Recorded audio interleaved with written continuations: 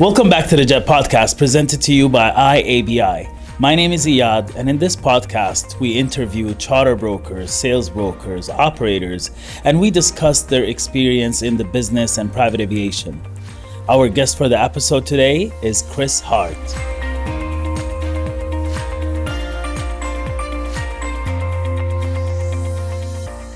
Chris, my man, welcome to the Jet Podcast. How are you? Doing well. How about yourself? I'm doing good, man. It's been a while. We have worked together in the past, whether on the operator side, on the broker side, and here we are again. How's business? It's been going well. You know how it is this time of year, super busy for everybody. So, Of course, just trying to get through the holidays, the last minute trips, the craziness, the AOGs, availabilities. Yeah. That's great. Chris, can you please tell the audience a little bit about yourself? What got you into private aviation? I don't have a very typical route into aviation at all. It kind of just, my life got thrown into a spiral in my early 20s and ended up getting into the gym, meeting a friend. He worked in private aviation and kind of brought me in. So it was just, there was no career path or goal originally. I didn't even know this business existed, to be completely honest with you, until I met him. So What kind of aircraft did you work you worked as a operator and you worked as a broker? What kind of aircrafts did you manage during that time? On the operator side, it was very brief. My friend brought me in, like I said, and we just moved like a small King Air 90 and a light jet. It was a Citation. Yeah, so since you worked on the broker and operator side, tell us what's the differences, what have you noticed, which side you like better? It really just depends on who you want to get yelled at by, I guess. So true. When you're on the operator side, you're just getting screamed at by the brokers, but when you're the broker, you get screamed at by the customer. So Or the client. That's true. But what kind of differences have you seen other than that, like the challenges that you get? Because we both go through all these challenges, but each one has their own. on the operator side, you're probably, you do a lot of the same things. The difference is, as a broker, you have to find the honest operator. And as an operator, you have to do your best to be honest, because something's going to go wrong. Everything's going to, something's going to happen. The relationship's never going to be perfect always 100% of the time. And Right. You got to find a way to fix it or make it right, because, it's both of your business at the end of the day. So as a charter broker, what's your favorite aircraft to charter out? What do you prefer as an aircraft, as a manufacturer? I think everyone just loves a Challenger 300, right? Oh, Like, it's a pretty perfect, just like anywhere in the US, you're going to be comfortable. You get a decent amount of people with you, and the price is right there. Like, for them, it's reasonable, compared to getting a G5 to do the same thing. right. But an older. But yeah, look, to be honest with you, yes, I worked with an operator. We had 3 Challenger 300s, and man, that plane just flies coast to coast. The clients are comfortable. You have the flat floor plan for the configuration of the aircraft. So it was a good aircraft. We had also G4s. Like the G4s would break, and the Challengers just keep flying nonstop. Yeah, I definitely see a lot less problems with the Challenger 300s. That's Right. for sure. And, Bombardier, everyone loves them anyway. So, Right. you know. Okay. And AOGs, part of the industry. Always. What was the most challenging AOG situation? How did you deal with it? My most stressful one? Yep. Geez, it was probably last Christmas. Last Christmas, New Year time, just like this time of year. And client was going to Mexico with their friends and booked the plane, of course, a month in advance. Everything was good to go. Everything's good to go 3 days before. Everything's good to go 2 days before. And then the night Oh before, no, the TikTok, TikTok. plane starts having problems. It's not turning on for some reason. Uh, this time of year, it's not like you're going to get a recovery either to go into Mexico, especially at that time, like the December 28th, 29th, 30th, like good luck. Like That's you're yeah, not good getting a luck. recovery at that point. Any recovery I could have for one way was twice her trip budget. So it was like not realistic. And it was, I think, a Sunday on top of that. So the 24/7 AOG crew that they had wasn't working. So yeah, Oh so no. everything was wrong. And it ended up being a battery. So they told me, okay, we'll make sure we have it. It'll be good to go. They ordered the battery. They turned the plane on. It wasn't that battery. So No. this poor lady had to come back the next day after they ordered the right battery. And thankfully, at that point, everything was good to go and the plane turned on and worked. But boy, was that miserable for everybody. Oh, brother. I Because mean, there's just no, like, it's not like just get me a backup. Like, there's no backup. Like, it's Christmas. some, It's Christmas. It's yeah. New Year, and And that's the why we booked reason them, that's why we a booked two month months in ahead. advance, whatever, There you because we go. knew that there was no backup. Like, so, That's challenging. Yeah, I mean, exactly. That's the and it reason you was booked 2 months international. ago. So that makes it even worse because it's like you have to deal with like the paperwork and stuff like that. And if that changes last minute, now all of a sudden something might get denied or whatever issue that could cause. So it just, it wouldn't have even been worth it to switch it off the plane. But yeah, that was brutal. And it was all over. They ordered the wrong battery. And if the AOG crew would have been available, they would have had it fixed in an hour, and the lady would have been on her way. But yeah, it Yeah, was just every day you're waking up, you're like, I hope this goes well. I hope this goes well, and then day of the flight, boom. Yeah. I mean, what can you do? You could track that plane up until the last minute, and it doesn't matter. What like it really doesn't. Planes break. It's just part of the business. It doesn't matter new or old either. I've had 2025 planes break on me. I've had 1989 planes break on me. Of The year course. doesn't matter. They all break. It's it's an equipment. It goes through, cycles and Yeah, flying conditions. flying's hard on vehicles. Crazy how that works.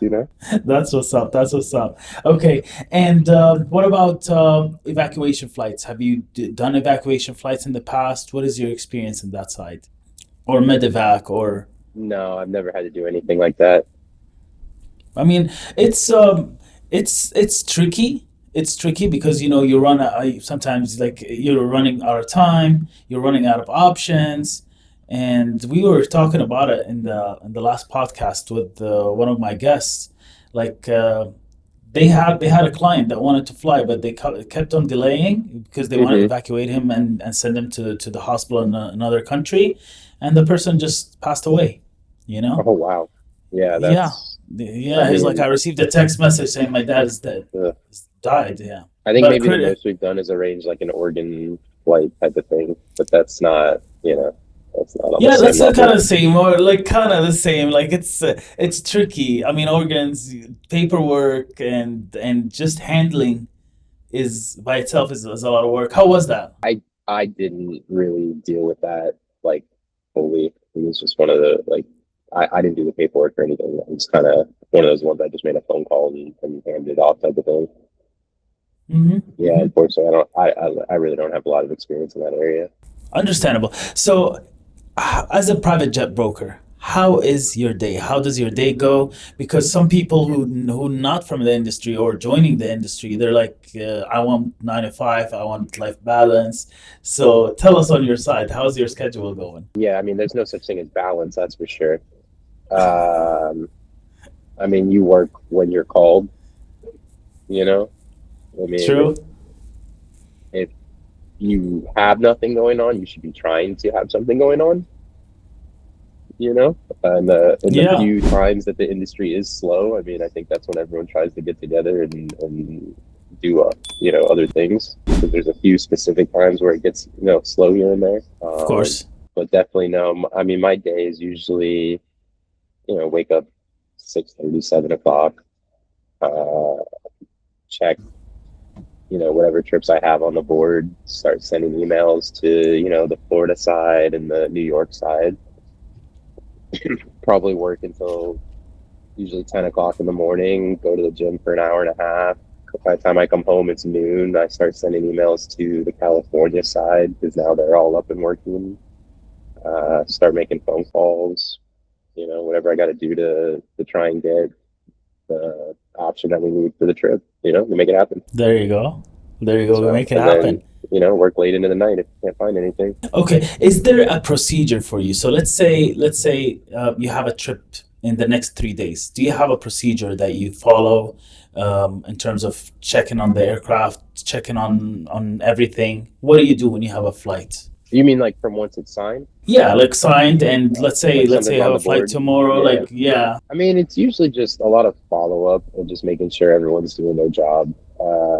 Just, calling the operator, making sure we have the trip sheet, making sure they have all the PAX details, finalizing that stuff, making sure all the paperwork's done, especially if they're going overseas. Don't want to be trying to do that last minute. Just calling and just trying to see if they know where the plane's going to be or have a plan, just to kind of see, so we're not in the dark and it's not just showing up at midnight and nobody knows where the crew's at or whatever. Just trying to have an idea so we can have, not that it is going to help anything if the plane breaks and it's not there, if the plane breaks and it's not there, but just for peace of mind, just to know, like, okay, it's coming in now, it'll be here next time, whatever. yeah, And like I said, it's just, if we arrange transport, making sure the driver's going to be there, making sure the catering's on time, or whatever, food orders, drink order, the whole nine. It's concierge on top of, just the brokerage. broker aspect, which is basically a high price travel agent, 100%. I was actually going to that after, which is, what have you ever had complex catering requests, complex ground transportation you had, like, you struggled with trying to arrange, like, because there's these destinations where you just really can find the right ground transportation, catering. Probably the most complicated thing was trying to just arrange catering in, or was it Colombia? Just because I'm not familiar, I don't really speak, Spanish well, and outside of contacting the operators, it's not like you can really just Google, like, hey, what plane what restaurant delivers the planes in Colombia. It's not as easy as here, So Right. that was definitely a bit of a barrier, trying to work with them and get everything situated. But they came through. We got it done at the last minute, and we had lunch on the plane for them, so, in time. So, and then as far as travel, I mean, I think it always just ends up going back to like being in other countries or other time zones, because then, it's a lot different. There's a lot different between me being in Florida versus LA, and Florida versus Europe, trying to arrange a trip with time differences over there and make sure everything's still good to go. I might have to be up till 1 in the morning or two, whatever. Yeah, I mean, honestly, this is our job. Like, sometimes I get surprised when I see brokers, because I'm on the operator side. I see brokers, they have a flight going on, and I really can't reach them because they're sleeping. And you're like, how you have an active flight right now? How are you not checking on your client, checking on the operator, checking on the catering that it's done, checking on the ground transportation? How are you sleeping? Yeah, I can't sleep till they're at least in the air, and even then it's iffy, Until, honestly, like, if something happens in the air, and then, like, you gotta stay up, Yeah, like, flight following. That's standard. I mean, it hasn't happened to me, but I've had people repositioning legs, and the planes had to like divert. I've never had it happen to me with live passengers, but I know plenty of people that have. It could be the middle of the night, and the plane has to divert, and what, they can't reach you? Like, no, that can't happen. That's definitely not any good. Actually, it happened to me literally, I think 2, 3 weeks ago. We were repositioning to Aspen, and just because of the weather, we had to actually just divert, and we went to, I think, Denver, DEN, Okay. and just for the weather, and that repositioning, like it actually took a toll on us because we had certain duty time we wanted to do. After that, Right. we wanted to do Aspen, Europe. I think Paris was it, and just because the diversion, we lost duty time. We had to set the crew rest, put them to rest, and then do the trip the next day. And as an operator, got yelled by a broker, and that's part of the Yeah, of industry. But course. but Well, but look, man, why didn't you have another set of crew ready? You know? right, I cannot just bring Yeah. them from out of nowhere. And that's Sometimes true. they just want you to make it happen. I mean, we try, brother, but like we have so many aspects of the flights. We have to deal with the crew, with the flight attendant, with the mechanic, with the part, with the like. Just for one flight, you have to deal with so many people, so many things. And I think it sucks because probably most brokers know that deep down. Um, but the issue is no matter how many times you tell the client that, they don't get it. And then they're in They your don't get ear it. and they're yelling at you. So you got to feel like you want to yell at somebody. So, Nobody to you know how yell that at. goes. Nobody to yell at, Yeah, bro. exactly. We just bottle it in, bottle it in. Exactly, exactly. So I receive sometimes crazy requests from my clients, something that is just hit me in the head. So have you ever received a request that is crazy? Or like, okay, let me try to do it. Let me figure it out. Probably recently the most difficult one that we tried to do was right after the recent hurricane in Jamaica, just trying to get people in there. I mean, that was super difficult just with everything going on all at once. So, Okay. super wild requests. No, nothing too crazy. I mean, I wouldn't say it's crazy. I mean, the guy wanted to go to Hawaii from New York, so he decided to leave at like midnight because that gets him there Hawaii time, like right in the morning, so he could start his day. That was pretty interesting. But Okay. yeah, I don't have any like ridiculous like stories now. I'll tell you one crazy request. I mean, we did it, but it was one of the craziest for me. The client, he's a crypto guy. Hmm. Him and his partner, they did, like, I don't know, they had a big deal. They made a lot of money, so he wanted to party in Vegas. He's based in Miami, and he Hmm. booked a jet. It was eight of them. So then he tells me, I am with my partner, and get this, six strippers. We want to go.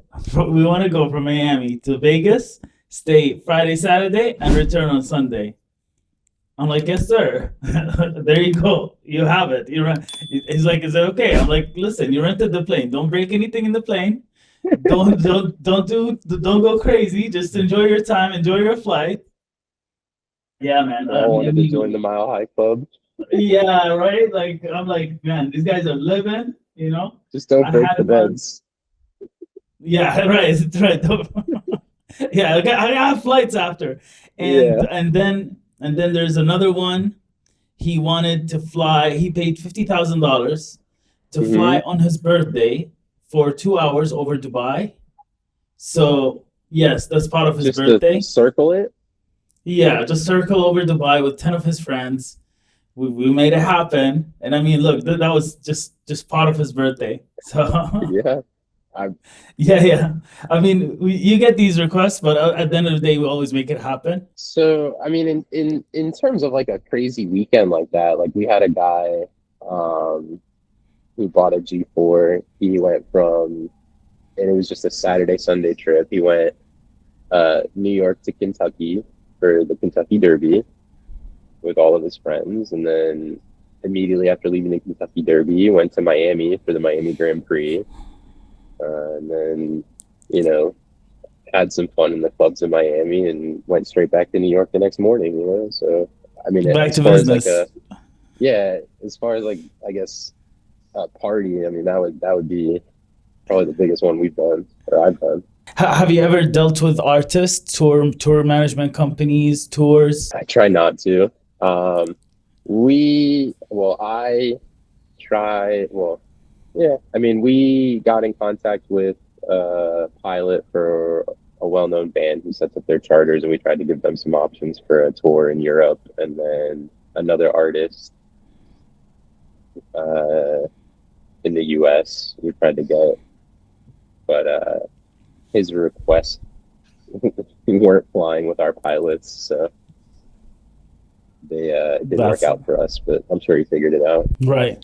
I mean, tours actually they are a little bit challenging because you need the aircraft for multiple days for like not even multiple days, like it could be 20-day tour, and then you have 20 flights in there. They want flexibility. They want to be Yeah, flexible they because have they have to. I shows. mean, God forbid they do an encore or play a couple extra songs. I mean, you can't have the pilots about the timeout on the runway and they have to run to it. Like, Exactly, exactly. yeah, for It's sure. yeah, but because they all want flexibility, they don't know when they're gonna finish with the show, when they're gonna be at the airport, and they don't understand what is duty time. Like you gotta sit down with them. Listen, if you don't be there at the aircraft by this time, we have to reset the duty for the pilots, and we're gonna delay for tomorrow, and then tomorrow. And even imagine an AOG in the middle of tour.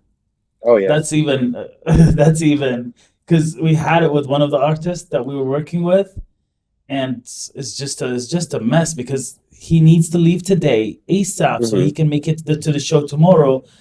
You have hundreds of people who bought tickets for the show and like for the event, and we made it happen. But man, they all happened, like all of these things happen together. It's this client and that client and this plane and this plane at the same time, and just Oh I yeah. It can't always wait comes for in threes. I Like, can't wait to clone myself with AI or something so I can have two of me working, you know. that'd be Yeah. great. Yeah, Okay. that'd be awesome. Yeah. I can't wait, bro. Can't wait. So, okay, talking about brokers, what do you think differentiates between a good broker and a bad broker? I mean, I guess just one that really like like I said before, just like checks the details. One that isn't just like, hey, here's your options. Okay, signed. All right, the plane will be there, and then just leaves it. I think that's a bad broker, and I think there's plenty of people that just they'll sign a trip and forget about it, Right. and they won't do any of the important stuff in between just to make sure everything's gonna. I agree. I agree. It's just making sure everything's right because sometimes mistakes happen, whether from operator, whether from your side, Mhm. whether from the client side, and uh, and just being there, being awake, being like understanding what's going on. I mean, there's a lot Okay. of chance, like, there's a lot of opportunities for something as simple as like a time to change between the time I ask for the contract and the time the clients are taking off. And, making sure that that works before the last possible minute with the operator, especially when they're a busy operator who has multiple trips, already stacked on top of that. You're just going to tell your client, like, oh, no, they can't do it. Sorry. And then what? You can't cancel. Right. So, And stuff like that, like time changes, and just staying on top of things just to make sure that, I mean, there's a lot of operators that they don't know, uh, exactly where their plane's going to be until 24 hours prior or whatever. So, those are the ones we really got to stay on top of because sometimes things will completely change or they'll have a plane break and now the plane that was coming to you isn't coming to you. So, true. And what is your advice for brokers out there? So if new brokers joining the industry, because every other day there's a new broker there, and our industry, it's like it's very delicate. One mistake is a big chunk of money like loss. yeah. Our clients they have lawyers retained just ready for anything. What is your advice to new brokers? Probably just pick your battles for sure. Like, Okay.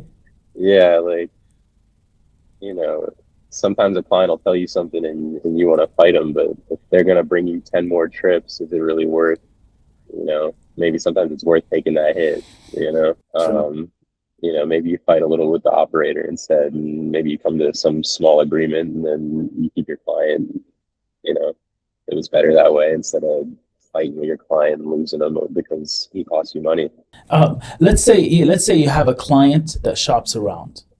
What Hmm. How do you deal with these situations? Because sometimes I'll be like, I receive the request from the client, and then I look on the Avenode, I see I received it from three, four other brokers. I won't race them to the bottom, you know. Whenever a client's shopping me, like that's fine, you can shop me, but if I give you a reasonable price, and I mean like a reasonable price, and you decide to keep shopping, then that's where I check out. because I'm not going to race you to the bottom to make $20 on a commission, because you keep like pitting everyone against each other until you get the worst possible price and the worst possible deal, and the plane is broken and doesn't even show up anyways, when I had a perfectly viable option for you that would have made us both happy. So True. I'm just not gonna. And sometimes, sometimes there's always a better deal out there. I'm not saying there's not. So sometimes it's worth it for the client, but I'm just not gonna, keep going back and begging to try and get a better deal when I know I have a quality option for them. Of course, I agree with you, man. Quality over the price. I tell the clients usually, like I try to say it in a nicer way, but what you get, what you pay for. Like Yeah, so when exactly. yeah. Exactly. So when I show them prices, I disclose. Listen, this is the two prices. This is two different operators. This operator is cheaper, but this operator is more reliable. You tell me. What do you want to go with? That way, I disclosed. I already did my part, my fiduciary part for the Hmm. client, and at the same protected myself in case something happens. I'll be like, listen, I told you that this operator is not reliable. You're the one who chose price over quality. Yeah, for sure. I mean, yeah. So let's say you have delays, whether it's for weather, whether it's ATC. How do you communicate with that with the client? How you handle the clients in these situations? I just try and be honest with them and just keep communicating with them. I think the worst thing you can do is just ignore somebody when that's happening, because that's not going to fix anything. Even if all they want to do is yell at you, you still can't. You can't ignore it. Um, and it's not a lot of times it's not anybody's fault. Sometimes they have a business meeting and they have to be there at X time or whatever, and we understand that. And if we know there's bad weather, maybe we'll try and get them to go a little bit earlier or something like that. But if there's an ATC delay, like with the recent issues with all the shutdown and all that, I mean, it's just unavoidable. There's no, like, it doesn't matter what broker you go with or what operator you go with, or who True. else you choose or threaten you with. Like, everyone was going to have these problems no matter what. Yeah, it's the So same. It's something beyond operator broker.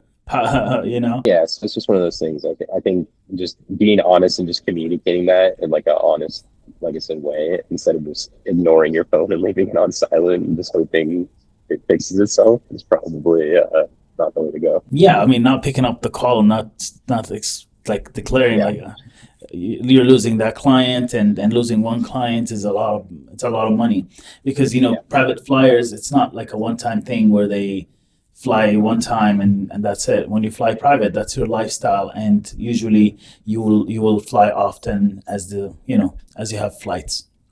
For the majority of them, Okay, yeah, for sure. yeah. While we wrap this up, I have a question for you.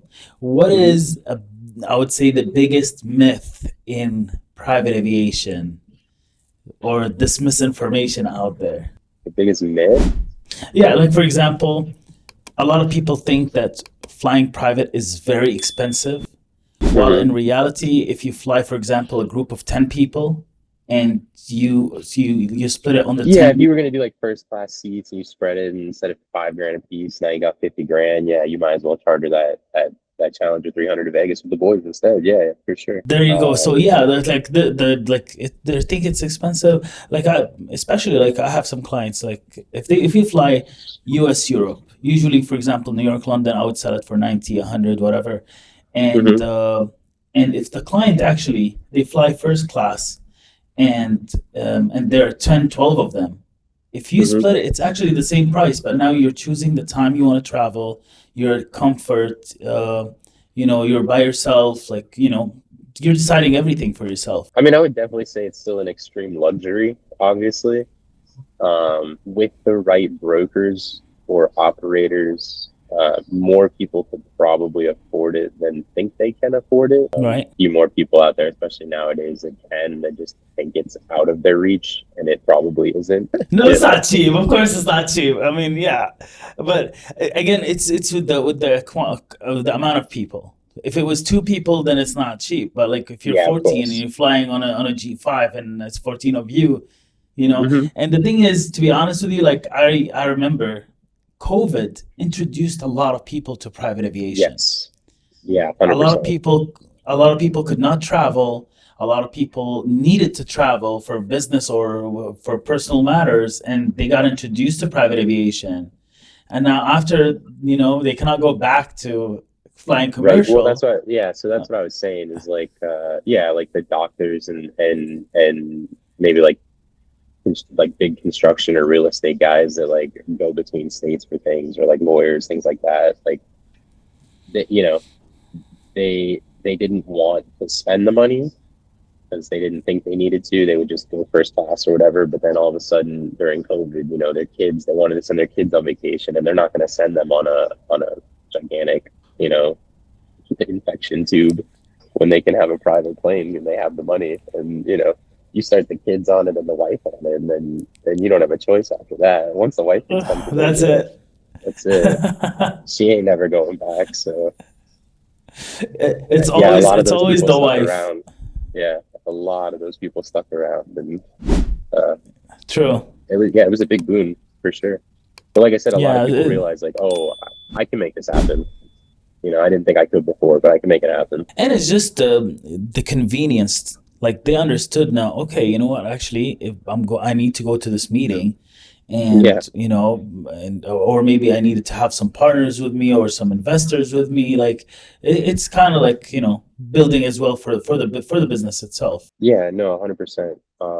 The convenience, the fact that you can just call somebody and have a trip basically anywhere in the world for, anywhere you need to go. Especially like I said, those people, you know, um, the United States is huge, and most people don't realize how big it is. So it's not as easy, like especially just being in like a Florida or an LA, like people don't realize it takes 5 hours to drive out to Florida from Miami, 6 hours. It's not just, oh yeah, you could drive to New York. Like no, you can't. No, no, no. Yeah, like you're not gonna. It's a 2 day drive. It's a 2 day drive. Like you're not making it up there. So you That's have to Miami, New fly. York. How about And Miami, when something comes California? up last minute, I mean, you know, it's just easier if you have a broker, call them. Hey, what's out there? Can you get me up there? I need to go. Yeah, okay. Well, here's your options. Yeah, and there's a lot of empty. New York, Miami, Miami, New York, bro. There's a lot Always. of empties everywhere. LA too. LA to Florida, LA to New York. Yeah, always. I mean, those are the Yeah. major hubs, Texas, LA, Florida, New York. I mean, That's the you busiest, of can course. basically always find something going between there. I heard the statistics, I'm not sure about it, but the statistics say that 40% of all the private flying that happens in the world happen in the US. What do you think about that? I mean, I would believe that absolutely. I would imagine it's probably more. Yeah, I agree. Yeah, because I mean, even the people that do fly in Europe, a lot of them is them flying over here anyways. So, or same thing with Dubai. I mean, it's a lot of them flying over here for business. So I think the Yeah, majority of it is coming to the US or coming from yeah, the and as you US. said, the US is huge. You have one country that has 350 million population, while if you compare it to other countries like France, Italy, Yeah, we have even though they states that are are, larger than most countries. yeah, Like, yeah, even if they are actually a European Union, but still, like for example, operator side, I still gotta get overflight permits. I still gotta get landing yeah, permits, different exactly. You one. don't need any of that to go from Florida to Georgia to North Carolina. No, you don't need overflight permits for those. It's a lot Yeah, easier just turn too. So on it's turn on nice. the plane and just take Yeah. off. Yeah, just go to LA, man. Just take Florida to LA. Just go. Yeah, Beautiful, beautiful. Chris, that's I really definitely the nice appreciate you for thing. coming. I really Yeah, appreciate man. you for coming on the podcast. It was nice talking to you, meeting you, because we worked together but never seen you before. Yeah, So man. You too. now we have a name. Now we have a face on the names. Yeah, it was a pleasure, man. Thank you. Of I hope you course. do more of these. It was fun. Yes, yes, sir. And brother, let's book together again soon. I appreciate you, and hopefully when I'm back to Miami, I'll hit you up and we meet in person. Yeah, for sure. We'll grab a cigar or something like that. Yes, the Cuban. Yeah, man. Sounds good. Let's do it. All right, brother. Thank you very much and have a good Yeah, day. have a good one, buddy. Thank you for watching this episode from the Jet Podcast. Please make sure to subscribe and follow us on the social media channels, and we look forward to see you on the next episode.